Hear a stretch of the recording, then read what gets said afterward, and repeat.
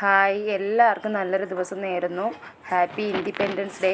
അപ്പോൾ ഇന്ന് രാവിലത്തെ കാപ്പി ഏത്തപ്പഴവും മുട്ട പുഴുങ്ങിയതുമാണ്. ഏത്തക്കയും പുഴുങ്ങിയായിരുന്നു കേട്ടോ.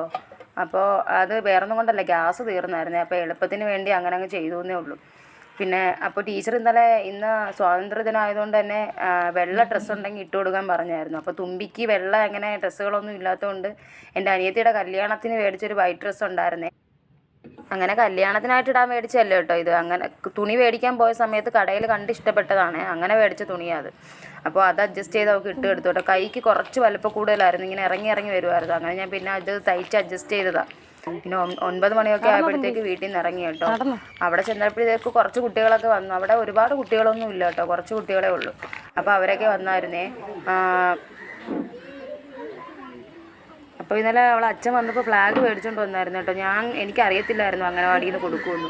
അപ്പോൾ ടീച്ചർ എൻ്റെ അടുത്ത് പറഞ്ഞായിരുന്നു, എന്തിനാ മേടിച്ച് ഇവിടുന്ന് കൊടുക്കുമായിരുന്നല്ലോ എന്ന് പറഞ്ഞു. അപ്പോൾ ഞാൻ പറഞ്ഞു, ടീച്ചറെ എനിക്ക് അറിഞ്ഞുകൂടായിരുന്നു എന്ന് പറഞ്ഞു. അങ്ങനെ അവിടുന്ന് തൊപ്പിയും ഫ്ലാഗും കൊടുത്തായിരുന്നു, എല്ലാ കുട്ടികൾക്കും കൊടുത്തായിരുന്നു. പിന്നെ കുറച്ച് കഴിഞ്ഞ് ടീച്ചർ പറഞ്ഞായിരുന്നു കുഞ്ഞുങ്ങളുടെ കുറച്ച് ഫോട്ടോ എടുക്കണമെന്ന് പറഞ്ഞായിരുന്നു.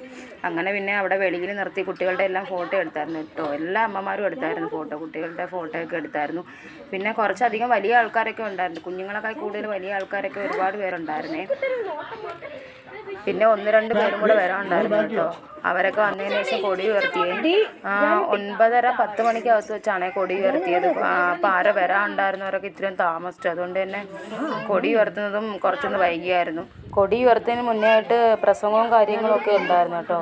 ടീച്ചറിൻ്റെയൊക്കെ ഉണ്ടായിരുന്നു, എനിക്ക് മൊത്തത്തോടെ എടുക്കാൻ പറ്റിയില്ല. കുറച്ച് പ്രസംഗം ഉണ്ടായിരുന്നു, അതിന് ശേഷമാണ് കേട്ടോ കൊടി ഉയർത്തിയത്.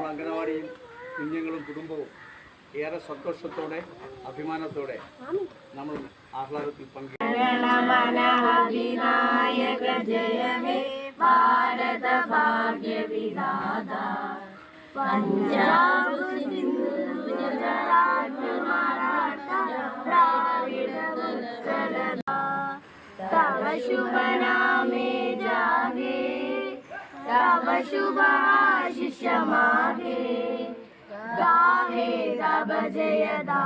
കൊടി ഉയർത്തിയതിന് ശേഷം കുറച്ച് പ്രസംഗവും കാര്യങ്ങളൊക്കെ ഉണ്ടായിരുന്നു. ടീച്ചറിൻ്റെ ഒക്കെ ഉണ്ടായിരുന്നു, അത് എനിക്ക് എല്ലാം കൂടി എടുക്കാൻ പറ്റിയില്ല കേട്ടോ.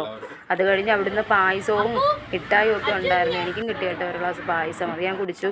പിന്നെ അപ്പുറത്ത് അംഗനവാടി വരെ ടീച്ചർ പറഞ്ഞായിരുന്നു കുഞ്ഞുങ്ങളെയും കൊണ്ടൊന്ന് പോയിട്ട് വരാമെന്ന്. അങ്ങനെ അമ്മമാരും കുട്ടികളും എല്ലാം കൂടി അങ്ങനെ അപ്പുറത്ത് അംഗനവാടിയിൽ പോയായിരുന്നേ. അത് കഴിഞ്ഞ് നേരെ ഞാൻ ഇങ്ങ് വീട്ടിൽ വന്നു കേട്ടോ തിരിച്ച്. അപ്പോൾ ഇത്രയേ ഉള്ളൂ. എല്ലാവർക്കും എൻ്റെ വീഡിയോ ഇഷ്ടപ്പെട്ടെങ്കിൽ ഒന്ന് സപ്പോർട്ട് ചെയ്തേക്കണേ. പിന്നെ വീണ്ടും ഒരിക്കൽ കൂടി എല്ലാവർക്കും ഹാപ്പി ഇൻഡിപെൻഡൻസ് ഡേ. അടുത്ത വീഡിയോയിൽ കാണാവേ.